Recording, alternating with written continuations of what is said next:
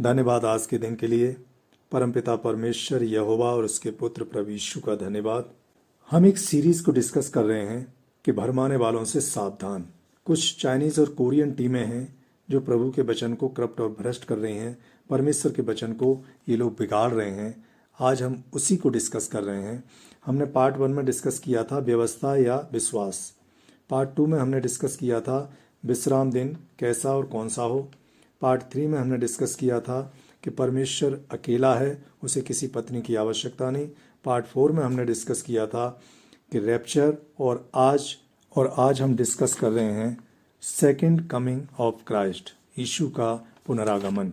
प्रकाशित वाक्य 1:7 में लिखा है, देखो वो बादलों के साथ आने वाला है और हर एक आंख उसे देखेगी, वरन जिन्होंने उसे भेदा था वे भी उसे देखेंगे और पृथ्वी के सारे कुल उसके कारण छाती पीटेंगे।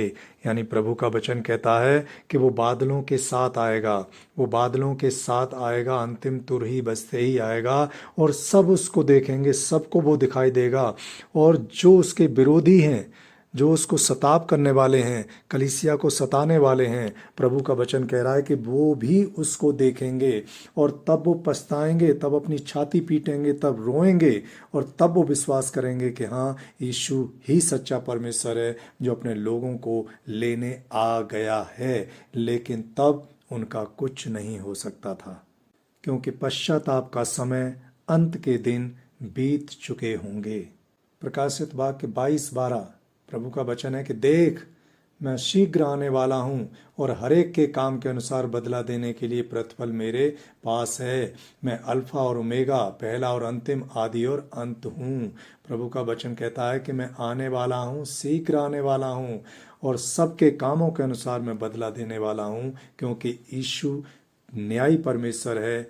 यूहन्ना 5 में परमेश्वर ने अपने पुत्र को न्याय करने का अधिकार दे दिया है। जब हम प्रेरित वचन 1:11 पढ़ते हैं, लिखा है कि हे गलीली पुरुषों, तुम क्यों खड़े आकाश की ओर देख रहे हो?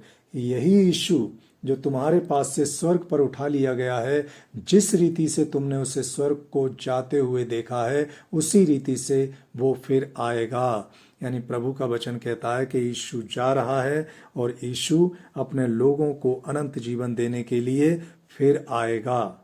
और जब हम इब्रानी 9:28 पढ़ते हैं, परमेश्वर के वचन में है कि और जो लोग उसकी बाट जोते हैं उनके उद्धार के लिए दूसरी बार बिना पाप उठाए हुए दिखाई देगा। यानी प्रभु का वचन कहता है कि एक बार प्रभु यीशु धरती पर आया लोगों के उद्धार करने के लिए, उन्हें जीवन देने के लिए, उन्हें पश्चाताप का मार्ग दिखाने के लिए, मनुष्यों के पापों की क्षमा के लिए।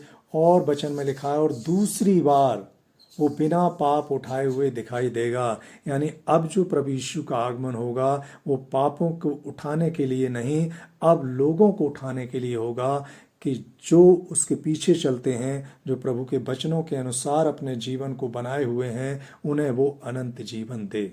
जो प्रभु में सोए हुए हैं वो पुनरुत्थान के लिए जीवित हो उठेंगे, और जो बिना प्रभु को जाने मृत्यु को प्राप्त हुए हैं वो भी दंड के पुनरुत्थान के लिए जी उठेंगे, और जो जीवित होंगे वे बादलों पर उठा लिए जाएंगे।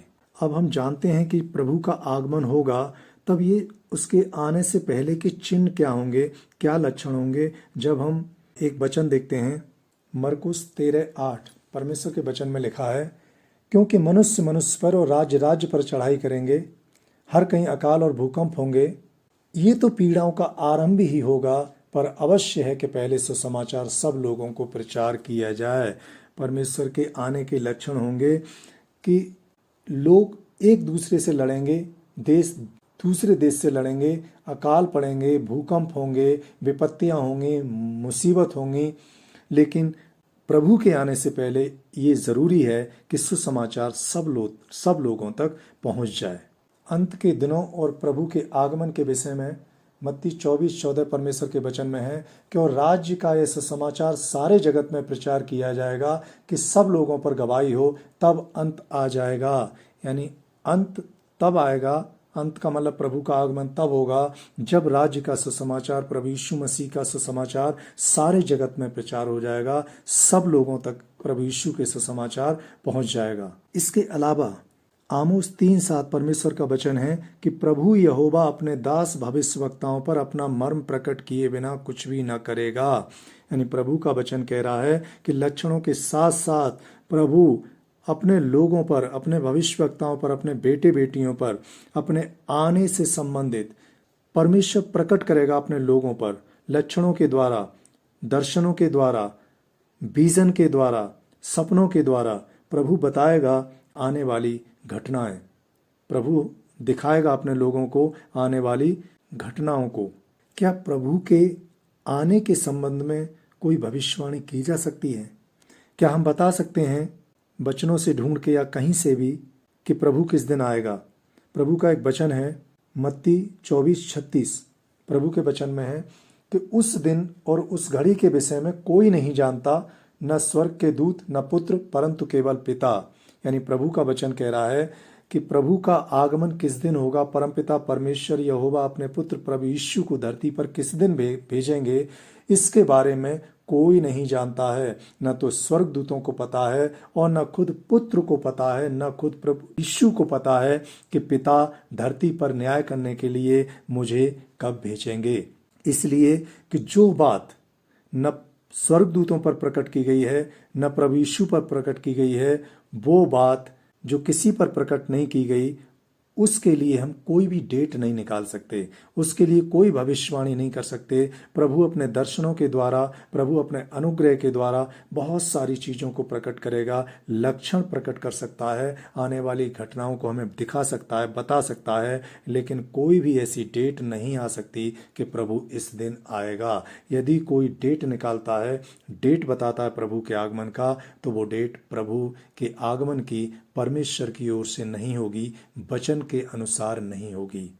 और प्रभु ने कहा है प्रेरित 1:7, उन समयों या कालों को जानना जिनको पिता ने अपने ही अधिकार में रखा है, तुम्हारा काम नहीं।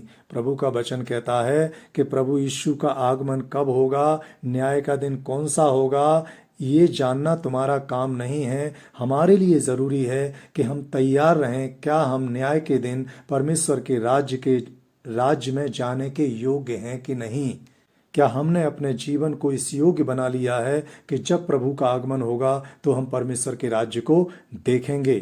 तो हमारा उद्देश्य ये होना चाहिए कि हम परमेश्वर के राज्य में जाने के योग्य बने, न कि ये कि प्रभु किस दिन आएगा, कैसे आएगा और कहाँ आएगा।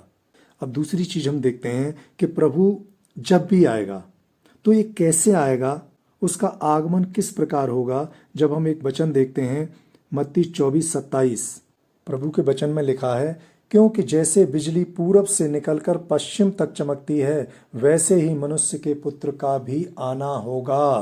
प्रभु का वचन कहता है कि प्रभु जब भी आएगा, अचानक आएगा और बहुत स्पीडली आएगा। प्रभु ने तुलना की है यहाँ पे कि जिस तरह से बिजली पूरब से निकलकर पश्चिम तक तुरंत पहुंच जाती है, बहुत कम समय में पहुंच जाती है, उसी तरह से प्रभु का आगमन होगा। ये सब कुछ बहुत तेजी के साथ घटेगा। और क्या होगा? जब हम दूसरा पतरस उसका वचन 3:10 देखते हैं, लिखा है कि परंतु प्रभु का दिन चोर के समान आ जाएगा। उस दिन आकाश बड़ी हड़हड़ाहट के शब्द के साथ जाता रहेगा, तब तो बहुत ही तृप्त होकर पिघल जाएंगे और पृथ्वी और उसके काम जल जाएंगे। यानी प्रभु का वचन कहता है कि प्रभु यीशु का आगमन बिल्कुल चुपचाप होगा। प्रभु ने एक एग्जाम्पल दिया है कि चोर की तरह होगा, कि जिस तरह चोर बिना बताए आता है, प्रभु भी बिना बताए आएगा, अचानक आएगा। और जब आएगा तो क्या होगा?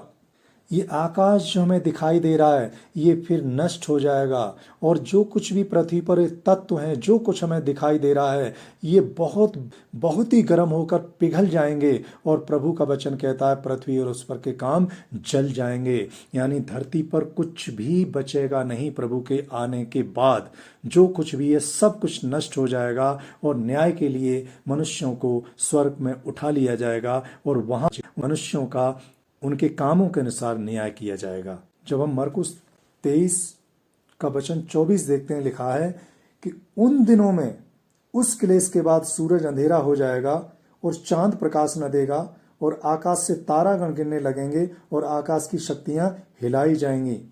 तब लोग मनुष्य के पुत्र को बड़ी सामर्थ और महिमा के साथ बादलों में आते देखेंगे।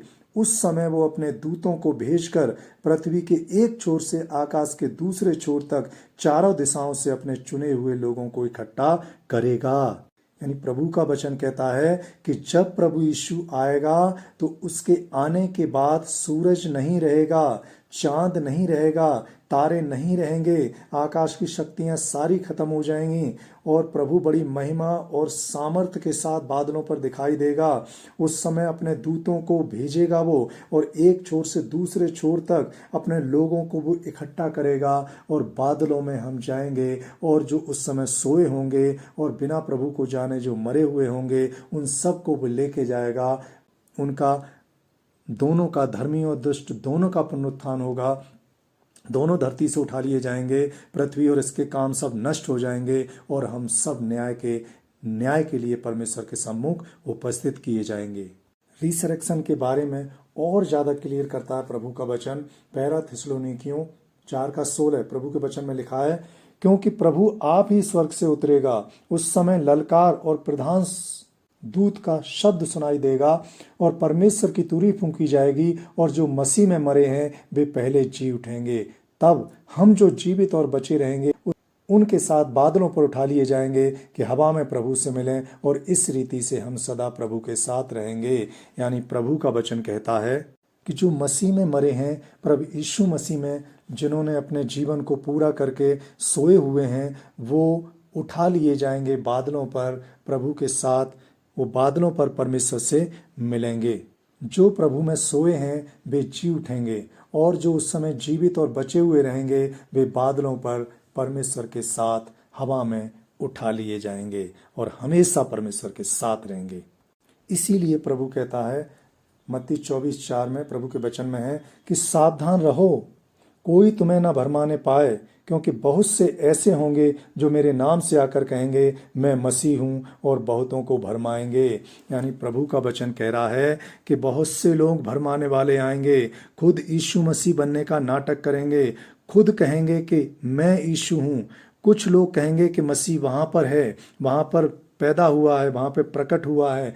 ऐसी बातें कहने वाले बहुत सारे लोग आएंगे और प्रभु का वचन हमें सिखा रहा है कि ऐसे लोगों से हम सावधान रहें और इन भरमाने वालों की बातों में ना आएं। जब प्रभु आएगा, प्रभु का आगमन होगा तो धरती पर कुछ देखने के लिए फिर बचेगा नहीं। दूसरा थिस्सलुनीकियों 2:2 प्रभु के वचन में है कि किसी आत्मा या वचन या पत्री के द्वारा जो कि मानो हमारी ओर से हो, ये समझ करके प्रभु का दिन आ पहुंचा है, तुम्हारा मन अचानक अस्थिर न हो जाए और न तुम घबराओ। यानी प्रभु का वचन कहता है कि चाहे कोई मनुष्य, कोई आत्मा, यानी कोई प्रॉफिट या कोई वचन या पत्री, कहीं लिखी हुई किताब, कहीं से भी कोई तुम्हें ये बताने की कोशिश करे कि प्रभु का दिन आ गया है, आ चुका है, ऐसी बातों को सुनकर तुम अस्थिर मत हो जाना, घबराना मत, इन पर विश्वास मत करना, क्योंकि इस तरह से कुछ भी होने वाला नहीं है। आगे प्रभु के वचन 3 में लिखा हुआ है कि पहले विनाश का पुत्र प्रकट होगा, मैन ऑफ सिन प्रकट होगा, और इस अधर्मी को प्रभु अपने मुंह के फूंक से इसको मारेगा और अपने आगमन के तेज को प्रकट करेगा। और ये जो अधर्मी होगा ये झूठी सामर्थ, चिन्ह और अद्भुत काम दिखाएगा और बहुत सारे लोग इसके बहकावे में आ जाएंगे, इसकी बातों में आ जाएंगे, इस पर विश्वास करने लगेंगे। और प्रभु का वचन कहता है कि और प्रभु भी ऐसे लोग जो अस्थिर हैं, जो प्रभु के वचन में स्थिर नहीं हैं, जो डामाडोल हैं, उनके लिए भटका देने वाली एक सामर्थ को भेज देगा कि वे झूठ प्रतीति करें, ताकि जो लोग सत्य की प्रतीति करते हैं वो बचा लिए जाएं और जो सत्य पर विश्वास नहीं करते वो नष्ट कर दिए जाएं, वो दंड पाएं। और ये जो घटना है ये अंत के दिनों की नहीं है, ये रैप्चर के टाइम की घटना है। ये रैप्चर के टाइम पे इस तरह का ये अधर्मी प्रकट होगा जिसके बारे में प्रकाशित वाक्य 13 उसका वचन 13 में दिया हुआ है कि ये बड़े बड़े चिन्ह दिखाएगा, मनुष्यों को भरमा लेगा, पृथ्वी पर रहने वाले भरमा जाएंगे, पशु की मूर्ति में ये प्राण डाल देगा, पशु की मूर्ति बोलने लगेगी और ये लोग अपने लोगों पर, उनके हाथ पर या माथे पर एक निशान लगवा देगा ताकि वही लोग लेन देन कर सकें जो शैतान के अधिकार में हैं। तो प्रभु के आने से पहले इस पाप पुरुष का प्रकट होना जरूरी है, निश्चित है। ये पशु दुष्टों के साथ मिलकर प्रभु से लड़ेगा। एक बड़ी लड़ाई होगी जिसमें जो विश्वासी हैं, जो बुलाए हुए हैं, जो चुने हुए हैं, वो भी प्रभु के साथ लड़ेंगे और वो जय पाएंगे। प्रभु के आगमन पर क्या होगा? प्रभु का शैतान से युद्ध होगा। प्रभु और विश्वासी और बुलाए हुए और चुने हुए उससे लड़ेंगे। प्रभु उन पर जयवंत होगा। प्रभु शैतान को नष्ट करेगा और प्रभु शैतान को, उस सेनापति, पशु और झूठे भविष्यवक्ता को नरक में डालेगा। प्रभु के आने पर पुनरुत्थान होगा, मरे हुओं का, दुष्ट और धर्मी दोनों का, दुष्ट का नरक के लिए और धर्मी का स्वर्ग के लिए, और जो जीवित होंगे वे बादलों पर उठा लिए जाएंगे। उनका भी न्याय पुनरुत्थान में उठाए गए लोगों के साथ होगा।